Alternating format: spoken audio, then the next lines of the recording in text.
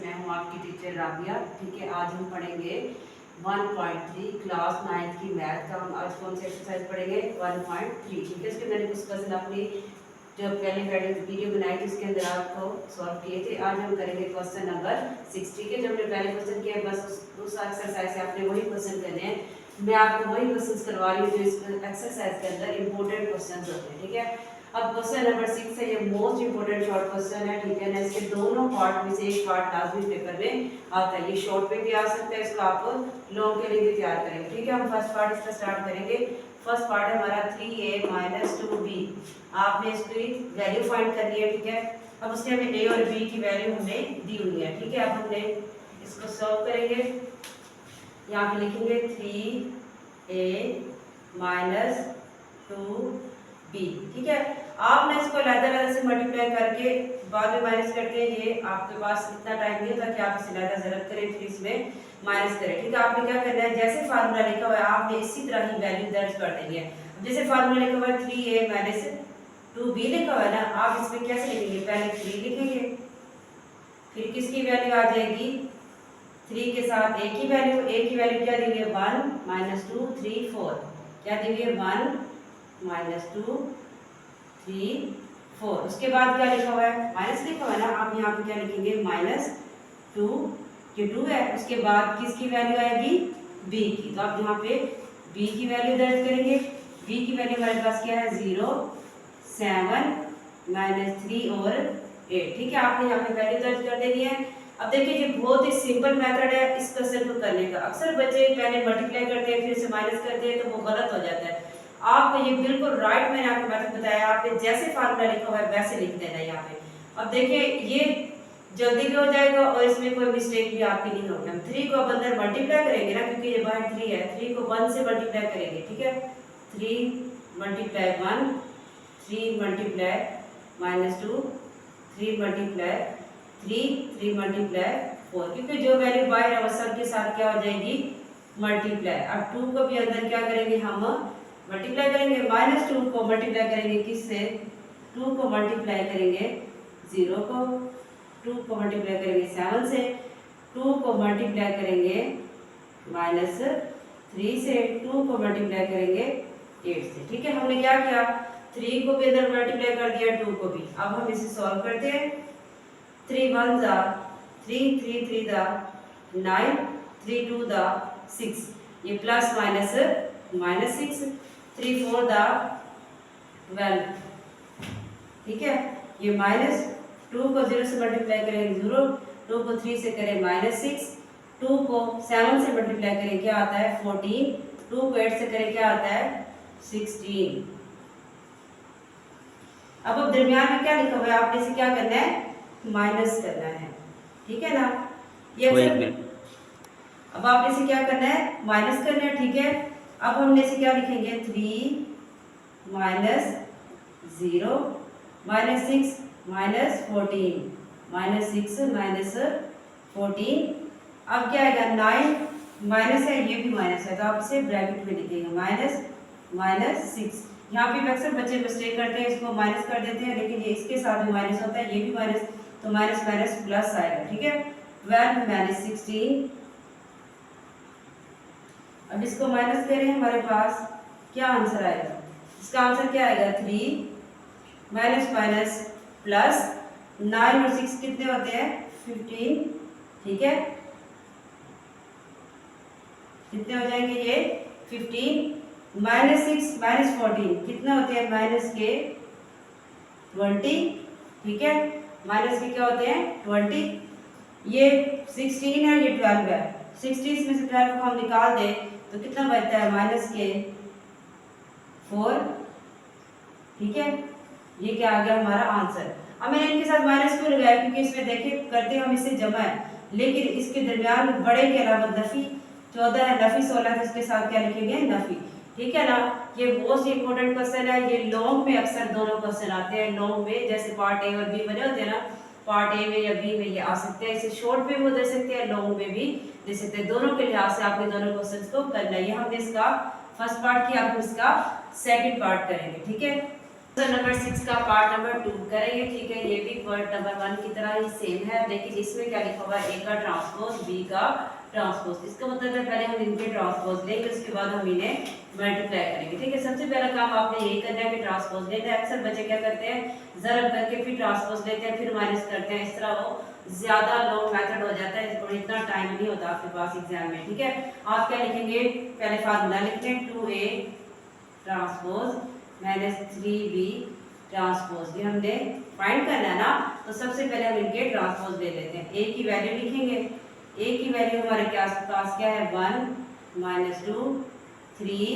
4। ठीक है ना, अब हमने इसका क्या लेना है, ट्रांसपोज। बेटा आपने ट्रांसपोज की डेफिनेशन मैंने आप लोगों को पढ़ाई थी।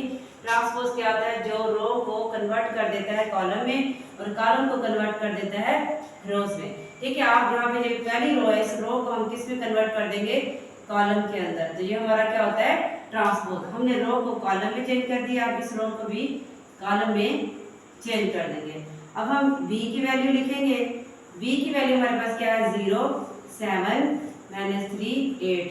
अब हमने क्या करना है, b का भी ट्रांसपोज लेना है। ट्रांसपोज बहुत ही इजी क्वेश्चन है। ट्रांसपोज में हम क्या करेंगे, रो को कॉलम में चेंज कर देंगे। ठीक है, हमने इस रो को कॉलम में चेंज कर दिया, हमने ट्रांसपोज ले लिया। अब हम फार्मूला लिखेंगे, क्या लिखेंगे, 2a transpose -3b transpose.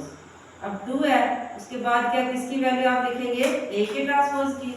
a का ट्रांसपोज क्या आया हमारे पास, 1 -2 3 4। ठीक है, अब हम लिखेंगे -3, उसके बाद b का ट्रांसपोज। b की ट्रांसपोज की वैल्यू क्या है, 0 7 -3 8। जैसे मैंने आप पहले क्वेश्चन में मल्टीप्लाई करके दिखाया था, अब हम डायरेक्ट मल्टीप्लाई करेंगे। 2 को 1 से मल्टीप्लाई करेंगे, क्या आएगा, 2 1 जा 2, 2 को 2 से मल्टीप्लाई करें तो क्या आता है, 2 1 जा 2, 2 को से मल्टीप्लाई करें -4, 2 को 3 से करें क्या आएगा 6, 2 को 4 से करें क्या आएगा 8। अब 3 को अंदर मल्टीप्लाई करें, 3 को 0 से मल्टीप्लाई करें क्या आएगा 0, 3 को 3 से मल्टीप्लाई करें क्या आता है 9 -9। ठीक है, 3 को 7 से करें क्या आता है 21, 3 को 8 से करें क्या आएगा 24। अब दरमियान में क्या है माइनस, अब हम इसे क्या कर देंगे, माइनस कर देंगे। 2 - 0 6 माइनस और -6, ये भी माइनस है और इसके साथ भी माइनस है। ठीक है, अब हम क्या करेंगे, -4 -21 -4 -21। अब 8 -24। ठीक है, अब हम इसे माइनस कर देंगे, 2 इसमें से माइनस कर देंगे क्या आता है, क्या आएगा 2 माइनस माइनस प्लस 9 और 6 कितने होते हैं 15। ये कितना बचेगा हमारे पास, ठीक है, ये कितना बचेगा 21 और 4 माइनस के 25। ठीक है, अब ये 24 में से 8 को हम माइनस कर दें तो हमारे पास कितना आंसर बचता है -16। कितने बचेंगे -16। ठीक है, मैंने क्या किया, पहले ए का ट्रांसपोज ले लिया, उसके बाद बी का ट्रांसपोज लिया। ट्रांसपोज लेने के बाद मैंने फार्मूला लिख दिया। फार्मूला लिखेंगे, जैसे फार्मूला आपने वैसे ही वैल्यूज पुट करनी है, इनको मल्टीप्लाई करना है, फिर उसके बाद आपने इसे इस तरह माइनस करना है। ये वाले स्टेप आपने जैसे मैंने किया सेम इसी तरह ही करने हैं। डायरेक्ट इनको प्लस माइनस करके नहीं लिखना, इस तरह आपकी मिस्टेक हो सकती है। ठीक है, ये हमारे क्वेश्चन का आंसर है। ठीक है, ये क्वेश्चन नंबर 6 कंप्लीट हो गया। अब हम क्वेश्चन नंबर 7 करेंगे, लेकिन ये क्वेश्चन मोस्ट इंपोर्टेंट है शॉर्ट लॉन्ग के लिए। ठीक है ना, इसके दोनों पार्ट आपने करने हैं। 7 स्टार्ट करेंगे। ठीक है, ये भी इसका मोस्ट इंपोर्टेंट लॉन्ग क्वेश्चन है। इसमें देखिए ये वैल्यू दी हुई है, इफ ये मैट्रिसेस हमें दिया है कि ये मैट्रिक्स इस मैट्रिक्स की क्या है इक्वल है। आपने यहाँ से क्या करना है, find the value of A and B. हमने ए और बी की क्या करनी है, वैल्यू फाइंड करनी है। हमने यहाँ पे ये क्वेश्चन लिख लिया, अब हम इसे सॉल्व करेंगे। ठीक है, अब देखिए जैसे आप पीछे क्वेश्चन करेंगे सेम वैसे ही है, जैसे बाय लिखा हुआ है, इसका मतलब है कि अंदर मल्टीप्लाई होगा, ये 3 बाहर है तो ये अंदर मल्टीप्लाई होगा। मल्टीप्लाई करने के बाद हमने इसे इसके इक्वल रखना है कि ये इक्वल मैट्रिक्स है। ठीक है, अब हम सॉल्यूशन स्टार्ट करते हैं। अब हम इसे क्या करेंगे, मल्टीप्लाई करेंगे। 2 को 2 से मल्टीप्लाई करेंगे, क्या आएगा 2 2 4, 2 को 3 से करेंगे क्या आएगा 6, 2 को 4 से करेंगे क्या आएगा 8, 2 को 0 से करेंगे, ठीक है, क्या आएगा हमारे पास ये a है, ठीक है ना। 2 को हम a से मल्टीप्लाई करेंगे, ठीक है ना। ये किसकी वैल्यू है a की वैल्यू है। यहाँ से a और b फाइंड करना है ना, तो ये हमारा क्या आ जाएगा 2a, ठीक है। प्लस 3 को अंदर मल्टीप्लाई कर दें, 3 को 1 से करेंगे 3 को 8 से करेंगे क्या आएगा 24, 2 को 3 को b से करेंगे क्या आएगा 3b, 3 को 4 से करेंगे क्या आएगा -k 12। ये क्या है इक्वल मैट्रिक्स किसके है 7 10 18 1, ठीक है ना। अब हमने इधर मल्टीप्लाई कर दिया, अब क्या करना है इनको प्लस करना है। 4 + 3 कितने हो जाएंगे 4 + 3 7, 8 + 3b, क्या लिखेंगे 8 + 3b, मतलब फर्स्ट को फर्स्ट के साथ ऐड कर रहे हैं, सेकंड को सेकंड के साथ। अब -6 और 24, ये कितना बचेगा हमारे पास 18, 2a plus minus minus 2a - 12 equal 7 18 10 और क्या लिखा हुआ है 1। देखिए हमने क्या करना है, इस मैट्रिक्स की जो वैल्यू है इस मैट्रिक्स की क्या है इक्वल है। अब इस देखिए हमने a और b की वैल्यू फाइंड करनी है ना, तो हम वो इक्वेशंस लेंगे जिसमें से हमने वैल्यूज क्या करनी है फाइंड करनी है, ठीक है ना। अब हमारे पास ये क्या लिखेंगे इक्वेशन 1 बनाए 8 + 3b इक्वल किसके आ जाएगा 10 के, किसके इक्वल आएगा 10 के। आप इसे इक्वेशन नंबर 1 का नाम देंगे, ठीक है। उसके बाद हम इक्वेशन 2 बनाएंगे। इक्वेशन 2 क्या आएगी 2a, क्या आएगी 2a - 12 इक्वल किसके आएगी ये 1 के, ठीक है ना, क्योंकि इसकी फोर्थ वैल्यू क्या है 1 है। अब हम इसे क्या करेंगे इक्वेशन नंबर 2 का नाम देंगे, इक्वेशन नंबर 2 है आपकी, ठीक है। अब हम इसको सॉल्व करेंगे, सॉल्व इक्वेशन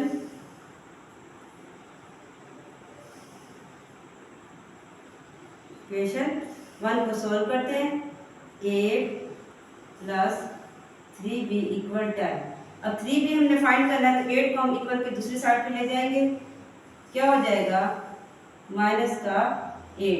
तो हमारे पास 10 में से 8 को माइनस कर दें, क्या बचेगा 3b इक्वल क्या बचेगा 2।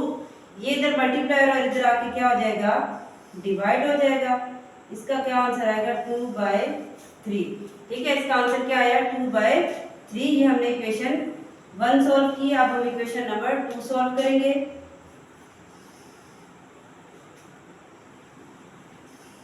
इक्वेशन 2 को सॉल्व करते हैं, क्या लिखा हुआ है 2a - 12 = 1, ठीक है। अब -12 इधर आके क्या हो जाएंगे प्लस, क्योंकि हमने a फाइंड करना है, तो क्या हो जाएगा प्लस का 12 और 1 कितने हो गए 13, 2a कितने हो गए 13, यहाँ 2 मल्टीप्लाई और इधर आके क्या हो जाएगा डिवाइड, तो क्या आंसर आएगा 13/2। हमने बस यही वैल्यूज फाइंड करनी थी। ये हमारी किसकी वैल्यू आई है a की वैल्यू आ गई, ये किसकी आई है b की। सबसे पहले आपने क्या करना है इनको अंदर मल्टीप्लाई करना है, मल्टीप्लाई करने के बाद आपने इसे क्या करना है ऐड करना है। ऐड करने के बाद इक्वल मैट्रिक्स है, मतलब इसकी वैल्यूज इस इक्वल मैट्रिक्स की क्या है इक्वल है। तो हमने क्या करना है जिसकी वैल्यूज फाइंड करनी है हमको उसके सामने वाले मैट्रिक्स के क्या कर दिया इक्वल कर दिया। तो यहाँ से हमने इनको सॉल्व करके a और b की वैल्यू फाइंड कर दी, ठीक है। अब हम इसका नेक्स्ट क्वेश्चन नंबर 8 स्टार्ट करेंगे। इसको आपने अच्छे से करना है, ये इंपॉर्टेंट क्वेश्चन है लॉन्ग के लिए। क्वेश्चन नंबर 8 इसका स्टार्ट करेंगे, ठीक है। ये भी बहुत सिंपल और बहुत ही इजी क्वेश्चन है, ठीक है। ये भी शॉर्ट क्वेश्चन में या फिर लॉन्ग में आ सकता है, ठीक है ना। इफ a, इसने a और b की हमें वैल्यूज दी है, हमने क्या करना है इसे प्रूव करना है कि इसका आंसर इसके आंसर के इक्वल आना चाहिए। ये लिखा हुआ a + b का transpose a transpose plus b transpose. अब हम इस सवाल को लिखेंगे, ठीक है। इसकी हमने कौन से पहले करेंगे, इसकी हम लेफ्ट हैंड साइड लिख लेते हैं। लेफ्ट हैंड साइड हमारी क्या है a + b का ट्रांसपोज। यहाँ पे लिखेंगे a + b, ठीक है। सबसे पहले हमें a और प्लस b फाइंड करना है। 1 2 0 1 प्लस बी की वैल्यू क्या है 1 1 2 0। हमने इसे क्या करना है प्लस करना है ना। अब हम इसे प्लस करेंगे 1 + 1 कितने हो जाएंगे 2 2 + 1 कितने हो जाएंगे 3 0 + 2 मतलब थर्ड वैल्यू को थर्ड के साथ ऐड करें तो 2 1 + 0 1 हो जाएगा। ये हमने इसे ऐड कर लिया है। अब हमने क्या करना है इनका ट्रांसपोज लेना है। ठीक है, अब लिखेंगे a + b का ट्रांसपोज। ठीक है, अब हमने क्या करना है a b का ट्रांसपोज लेना है। ट्रांसपोज में मैंने क्या बताया था आपको, जो वैल्यूज है रो है उसको आपने किस में चेंज करना है कॉलम में। क्या आ जाएगा 2 3। ठीक है ना, हमने रो को किस में चेंज कर दिया कॉलम में 2 3 2 और 1। ये हमारी क्या है लेफ्ट हैंड साइड है। अब हम इसकी यहाँ पे करेंगे right hand side. Right hand side हमारे पास क्या है ए का ट्रांसपोज प्लस बी का ट्रांसपोज। ठीक है, अब हम सबसे पहले इनके ट्रांसपोज लेंगे। ए की वैल्यू क्या दी हुई है 1 2 0 1। अब ए का ट्रांसपोज लेंगे हम। ए का ट्रांसपोज क्या आएगा 1 2 को क्या बना देंगे कॉलम, 0 1 को क्या बना देंगे कॉलम। ये रो थी, इसको हमने कॉलम में चेंज कर दिया। अब हमारे पास बी है। बी हमारे पास क्या है 1 1 2 0। अब बी का ट्रांसपोज क्या आएगा, बी के ट्रांसपोज रो कौन सी है 1 1 है ना, इसको हम कॉलम बना देंगे। 2 और 0 को भी कॉलम बना देंगे। हमने इनके ट्रांसपोज ले लिए। अब हमें इसे ऐड करना है A transpose plus B transpose.